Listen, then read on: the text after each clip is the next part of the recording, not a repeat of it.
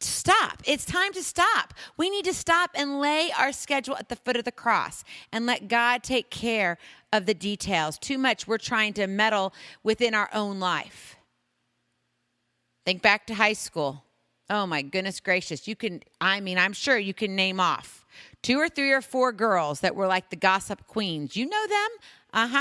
They just came to your mind right now. You even know their name. You remember their name. And they were all about whatever they could do. They could drum up, right? The drama, the gossip, whatever it was. Is that how you're living your life now? You're drumming up everything that you want in your life. Truth or not, whether it's gossip or not, doesn't matter. It's just that you're stuffing it. And then the problem is you're repeating the pattern with your children, with even your marriage. When is enough enough? We need to stop and lay our schedule at the foot of the cross and let God take care of the details. How would your attitude for the day shift knowing God was planning your appointments? Drop the mic. I could just stop right there. Seriously. Just chew on that question. Think about it. Sit there. How would your attitude for the day shift knowing God was planning your appointments? For me, I'd be like, whoa. I mean, who doesn't want God as their personal assistant? Come on, God, I'll sign you up. I need a VA. For those of you who don't know, a VA in today's world stands for virtual assistant. Well, he's not a virtual assistant. He's right next to me, so he's not virtual. He's a part of my life.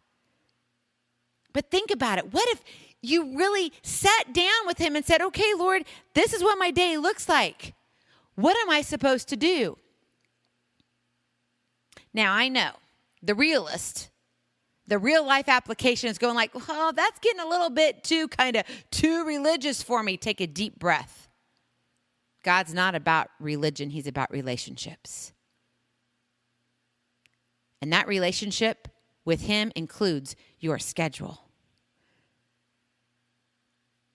Who doesn't want God as their personal assistant? The blessing of time, opportune time. So let go of the time you have created for yourself, which ends up being you micromanaging your life. How's it working for you? Maybe on days it's awesome and it's great. I know I have those days. And I kind of want to say, yes, look what I did. No, I didn't do it. It was a blessing of time. God made those things in my life happen. He put those little puzzle pieces together. He gave me the aha moments. He gave me the chance to reach out to a stranger, to chat with a client who is really a friend that I care deeply about. He allowed me to spend time with my family, who I love immensely. Let go of the time you have created for yourself. Stop micromanaging your own life, because we don't do a good job at it. Instead, are you ready for this?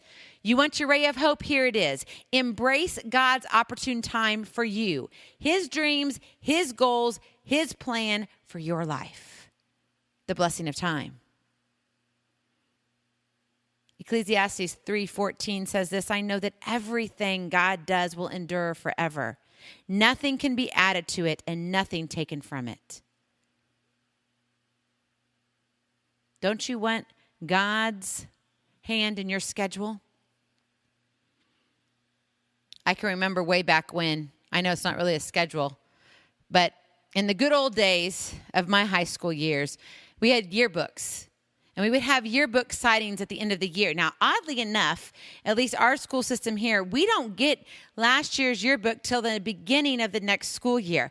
It's kind of a little strange, yes, but that's just how it works. Well, back in my days, we would get the yearbooks towards the end of the school year. We may have a couple weeks left of school.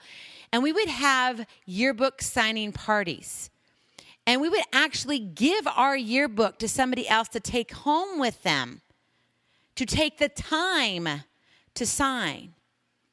And I can remember I would take people's yearbooks and I would sign a paragraph or a whole page.